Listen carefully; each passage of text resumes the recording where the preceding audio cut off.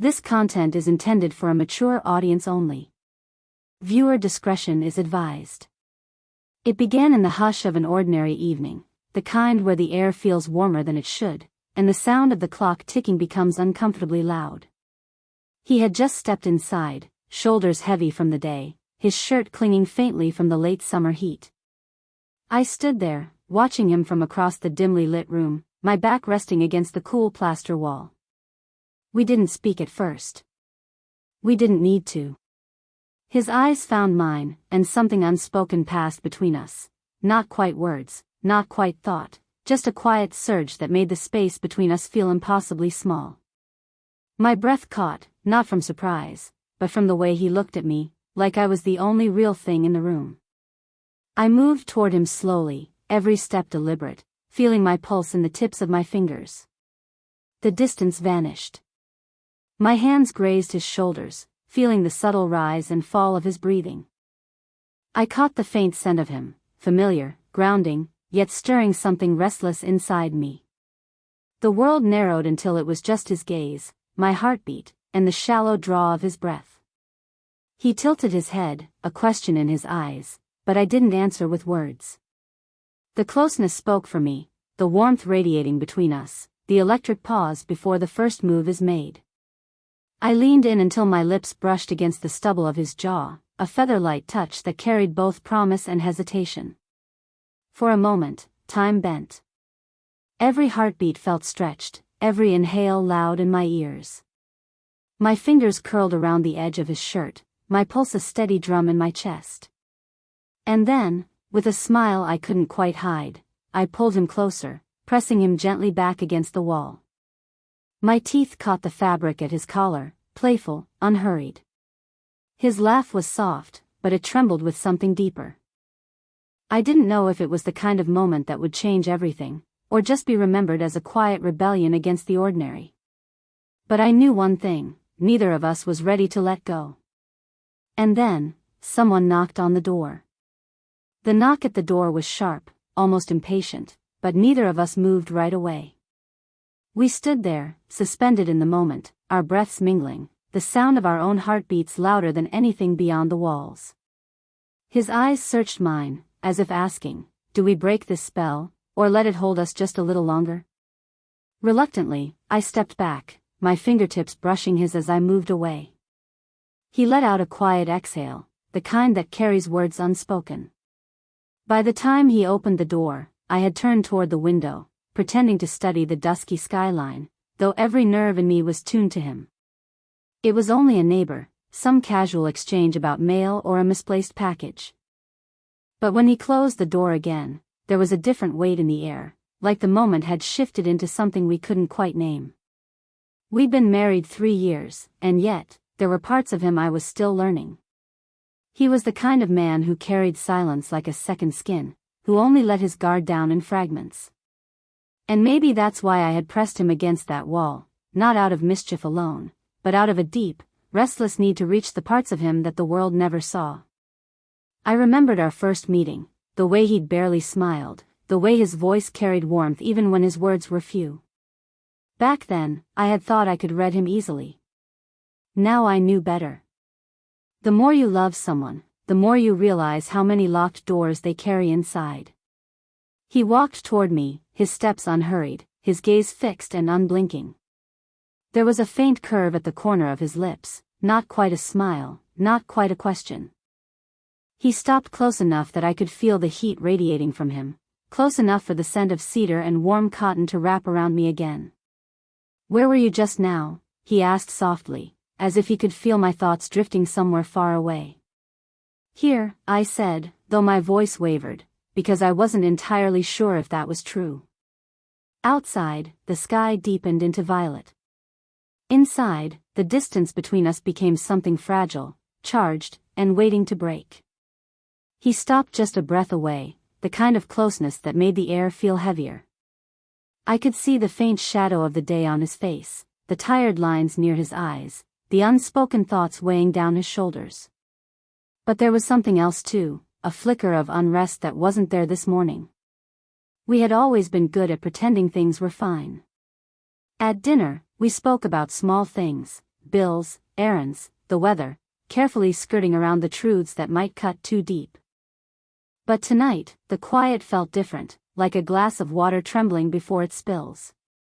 I thought of last week, the late nights he didn't explain, the way he avoided my gaze when I asked where he'd been.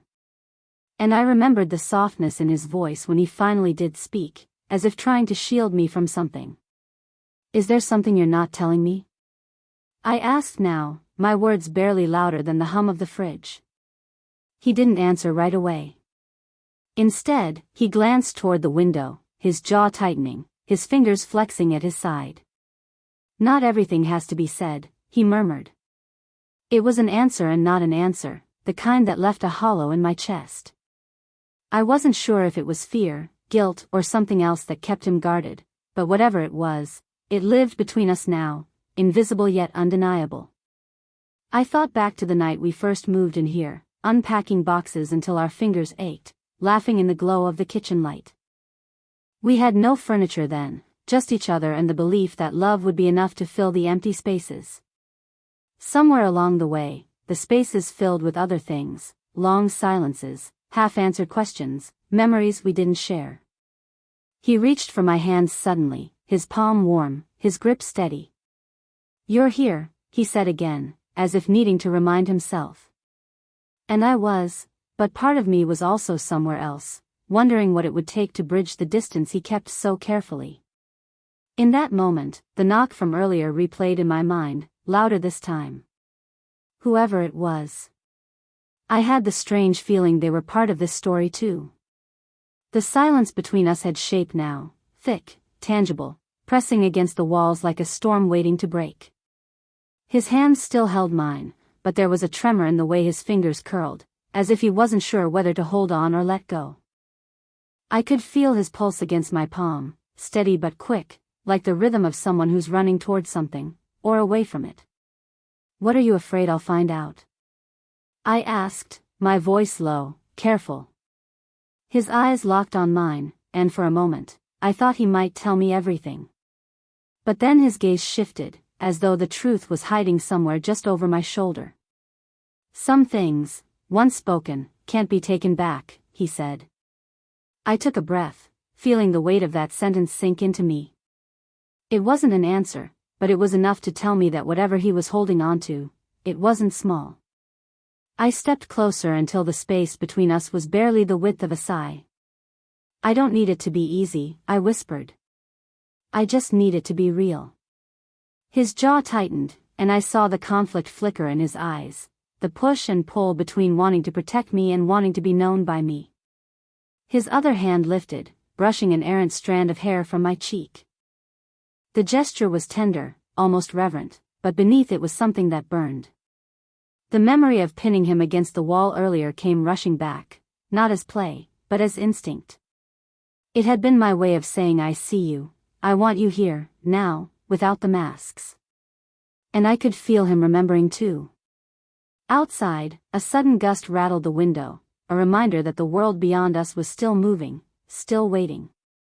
But in here, time felt suspended. His thumb lingered at my cheekbone. "If I tell you, you might not look at me the same," he said finally.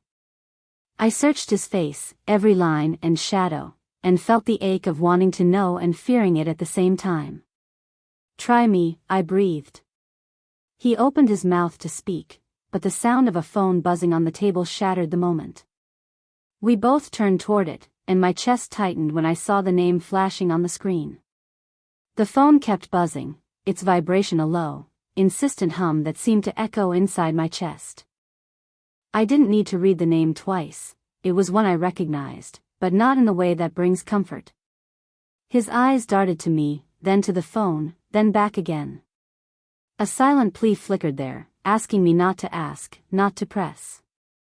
But the air between us had already shifted, the tension curdling into something heavier. "Are you going to answer it?" I asked, my voice careful, but not soft enough to hide the edge beneath. He didn't move at first. Then, slowly, he reached for the phone, but instead of answering, he turned it over, face down on the table. The buzzing stopped, but the quiet it left behind was far from peace. She doesn't matter, he said, his voice low. She? The words slipped from my lips before I could catch it. My mind was already racing, pulling threads from half-forgotten moments, the late nights, the guarded expressions, the pauses that felt too long. It's not what you think, he added quickly, but his tone carried the weight of someone who knew the damage was already done. I wanted to believe him. I wanted to believe that what we had, the warmth, the history, the countless little ways we knew each other, was unshakable. But the truth was, doubt had already crept in, quiet and persistent, like water finding its way through stone. He stepped toward me, his expression tight with urgency. Listen to me, he said, his hand hovering near mine, almost touching but not quite. You're the only one. Whatever you're imagining, it's not that. Then tell me what it is, I said, my voice breaking in the middle. His breath caught, as if the answer itself was too tangled to pull free. Instead, he closed the last inch between us, his forehead resting gently against mine. For a moment, there was no sound but our breathing, no movement but the rise and fall of our chests. It should have been grounding, but instead, it felt like standing on the edge of a cliff. One wrong step, and everything could fall apart. The phone buzzed again. This time, neither of us moved. The phone's glow lit the space between us like a quiet warning. My pulse was a steady drum in my ears, but I didn't move. Neither did he. Finally, he stepped back, took a breath that seemed to come from somewhere deep, and picked up the phone. He didn't answer. Instead, he turned the screen so I could see. The name flashing wasn't a stranger's. It was his sister. I blinked, my thoughts scattering. Your sister? I whispered, my voice caught between relief and confusion. She's been calling for weeks, he said, setting the phone down gently. But I didn't tell you, because it's about my father. The words hit with unexpected weight. I had never met his father. He rarely spoke of him, except in fragments, like he was a shadow best left untouched. I didn't want to bring it into our home, he continued, his voice low. He's sick, and he's asking to see me. Asking for things I'm not sure I can give. The tension that had filled the room shifted, softened, not gone, but transformed into something more complex. I realized the walls he'd built weren't to keep me out of his life, but to keep parts of his life from touching me. I stepped closer, my hand finding his. His grip was firm this time, almost desperate. You should have told me, I said gently. We could have carried it together. His eyes closed for a moment, as if letting the words settle in. I'm not used to letting anyone carry me, he admitted. The admission was small, but it was the crack in the dam. In the quiet that followed, I felt the weight he'd been holding, the way it had shaped his silences, the way it had pushed him toward and away from me in turns. I pressed my forehead to his, not to demand more answers, but to let him know I was still here, through the uncertainty, through the things neither of us could fix. He exhaled slowly, the kind of breath that loosened something locked inside. I don't know how this will end, he said. Neither do I replied. But we're not standing on that edge alone.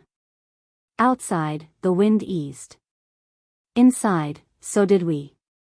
The night grew still, as if the world outside had agreed to give us this moment uninterrupted. His hand never left mine, and in its warmth I felt something shift, not just between us, but inside each of us. The air no longer felt heavy, it felt like it could finally be breathed in fully. We sat together on the couch, no longer pressed by the urgency of unspoken words. The city lights beyond the window pulsed faintly, and for the first time in weeks, his shoulders seemed lighter.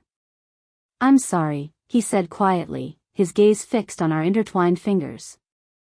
Not for what I kept, but for thinking I had to face it alone. I let the silence hold his confession for a moment before speaking. We're not just here for the easy days, I told him. Love doesn't mean sparing each other from the weight. It means carrying it together. He looked at me then, and in his eyes, I saw something new, not the guarded distance of earlier, but a depth that came only from being truly seen. We spoke of his sister, of his father, of the weeks ahead that would not be simple. The conversations weren't wrapped in neat solutions, they were threads, some tangled, some loose, but they were ours to hold. And in that quiet weaving of shared truth, I felt the kind of closeness that can't be built in a single night, only uncovered. Later, as the lamp's glow grew softer and the city dimmed towards sleep, he pulled me closer, not in urgency, but in gratitude. I rested my head against him, feeling the steady rhythm of his breathing, the quiet promise in it. The knock at the door, the phone calls, the doubts, they were now part of the story, not the whole of it. And perhaps that's how love survives, not by avoiding the cracks, but by letting light spill through them. When we finally rose, the night outside was darker still, but we were no longer standing on the edge. Because the edge had become a bridge.